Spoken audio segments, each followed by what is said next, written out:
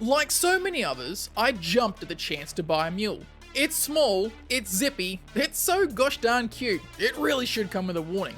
It's going to be important to cargo haulers at some point in the future of hauling after refactors that system, or at least that's what they tell us. But is it useful now? Or is it just a drivable Tonka truck? Citizens, my name's Beard of Oz, and today we're going to do some muling. You see what I did there? I'll go over the specs, its uses currently, and we'll chat about some things that I, and I imagine you too, hope to see make this little monster really come into its own. Let's dive in. The Mule, brought to us by the 100% legitimate and often slandered Drake Interplanetary Systems, arrived during Drake DefenseCon on the tail of Invictus launch week. Coming in at $45 with lifetime insurance. That made it the ever popular and sought designated LTI token, a term that I, a newer player, was unfamiliar with. If you're in the same boat, the concept is simple enough. An LTI token is what citizens call a lower priced vehicle available to buy through the pledge store, generally between $30 and $45 that comes with lifetime insurance, allowing a much faster recall time in game. These tokens are generally purchased and held until the owner finds another vessel to pledge for that they can activate and upgrade and pay the difference, transferring that lifetime insurance to whereas that vehicle may normally come with only 6 months.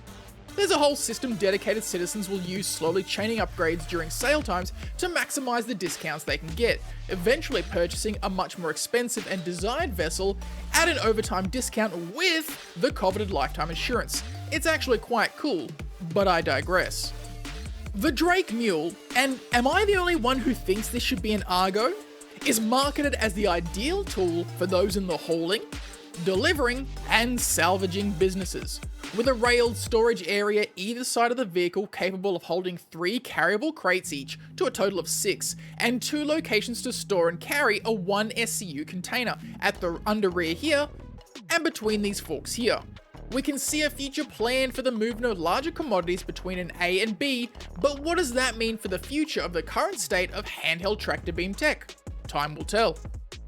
And while it's convenient to have handheld crates like the deliverable packages for courier missions or stripped armor from fallen foes snap into place, I was disappointed to find that the purchasable storage crates from cargo zones will not. Sure, they fit, but they certainly don't sit when the drive gets a little bumpy. Perhaps this is something overlooked, something to fix? Please? Like most land-based vehicles, the selection of components is small, with little major benefit at this time, but if you want to pimp your ride, go right ahead. It's small enough to fit anywhere an ROC will, with the added benefit of being able to turn on the spot, so loading it into your ship will be much less painful. At the moment, there is some use for the Mule, though admittedly more by choice than necessity, but that doesn't make it any less fun. But before I get into that, I just want to say thank you. Thank you to everyone who has taken the time to like, comment, and even subscribe. Your support makes working on this channel even more enjoyable, and I can't put into words just how much I appreciate it all. So if you're enjoying the video, hit that like button, consider subscribing if you haven't already, and let's get back to the video. Now, at the time of recording this video, there was little real need for the Mule when delivering packages for the courier missions, and the time it takes to load it up with deliverables, waiting for the seating animation, waiting for the ramp to close, driving back to your ship, opening your ship, after waiting for the exit animation of course, getting back in, well, you get the point.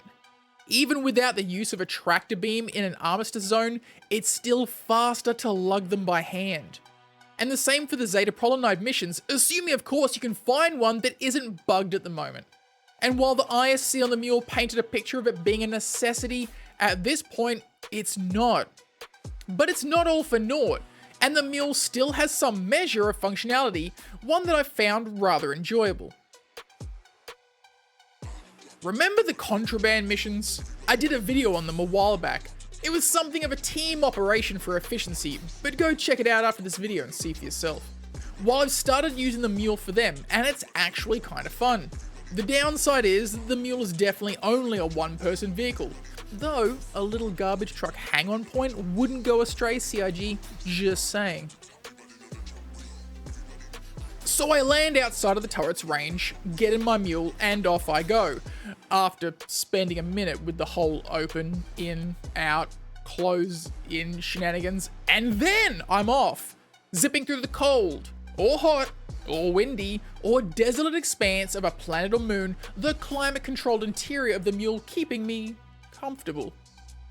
I'll park, exit, and wait at the entrance for however long it takes for the narcotics to load in. Then I'm down there, killing. You know the drill.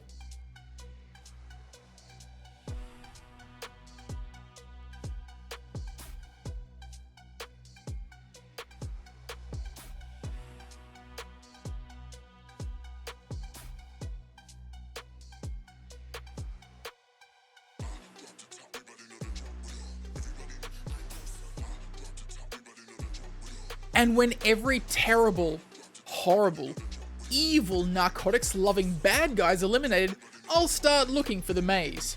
It's the brown coppery one. There's usually one in each drug bunker. I'll put it aside, pick up a few more packages. It doesn't really matter. I'm not particularly in it for the money. If I want easy money, I'll go get my loot goblin on. Check out this video here if you want some easy money too. And when I've got it all sorted, I'll destroy the rest. Grenade launcher montage.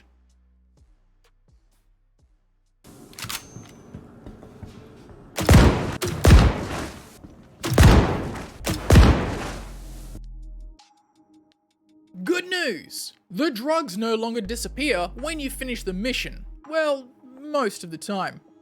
So at the moment, the mule's uses might be limited, but I hope in my little citizen heart that some positive changes are on the horizon that make the mule not only needed, but still enjoyable to use. And there you have it. A simple little look at the little mule that could and should and hopefully will. If you enjoyed the video, go ahead and hit that like button, and don't forget to subscribe so that I know you want to be a little six-wheel driver too. And be sure to check out this video here. Stay safe in the verse, citizens, and I'll see you all next time.